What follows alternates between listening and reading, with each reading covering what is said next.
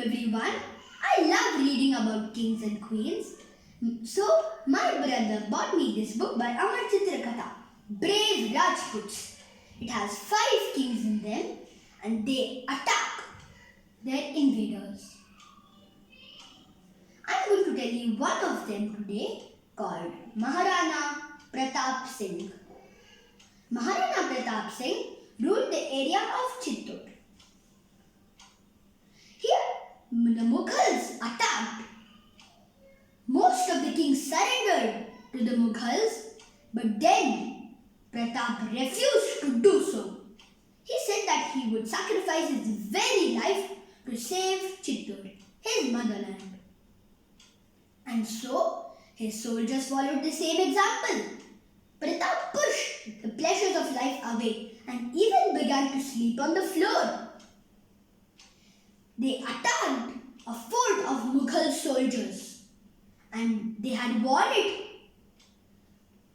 Akbar spoke to his commander, Man Singh, who suggested that they should ask Pratap to stop the revolt and instead join them. But Pratap said that he cannot eat with Man Singh as Man Singh had sold his honor to the enemy. "You will pay for this! I will attack you on the battlefield," Man Singh said and stormed off.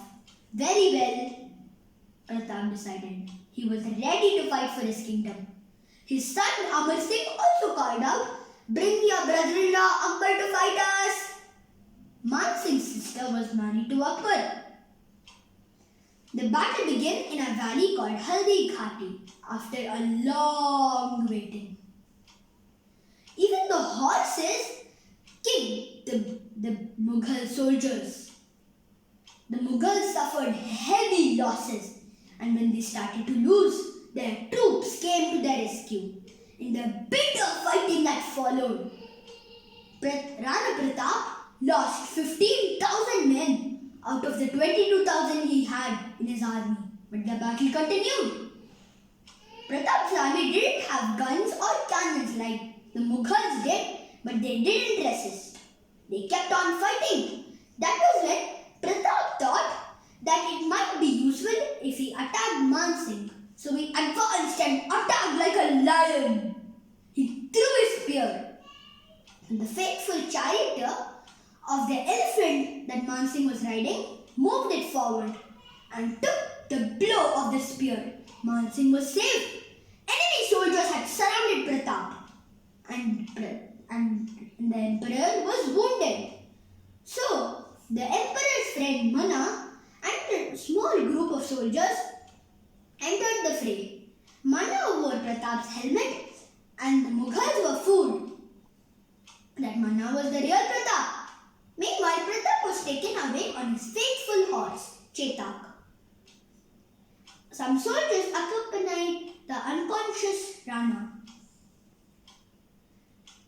One day, Amar Singh a cat had taken away Amar Singh's chapati.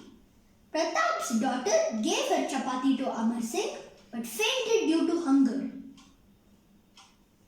And Pratap sent a letter to Akbar that he would have Akbar as his king.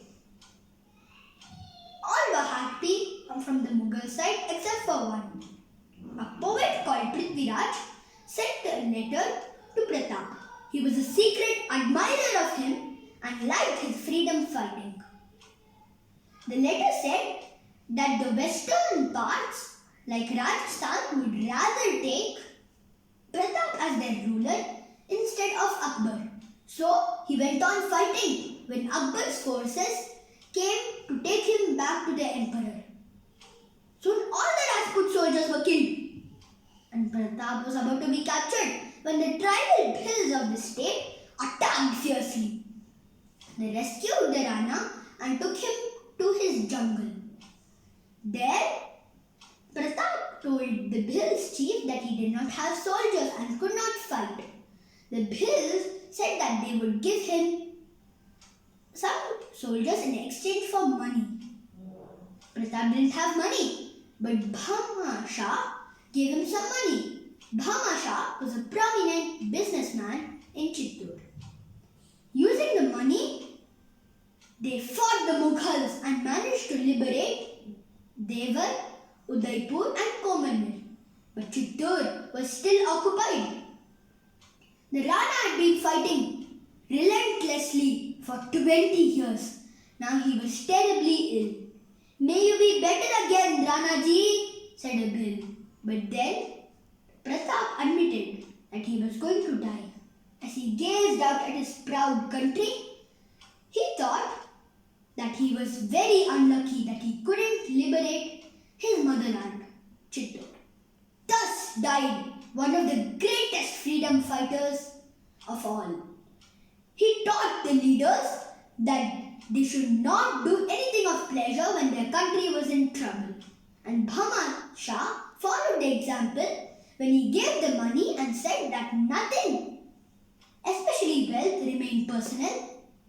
When the country was in trouble, everything belonged to the country. I hope you enjoyed this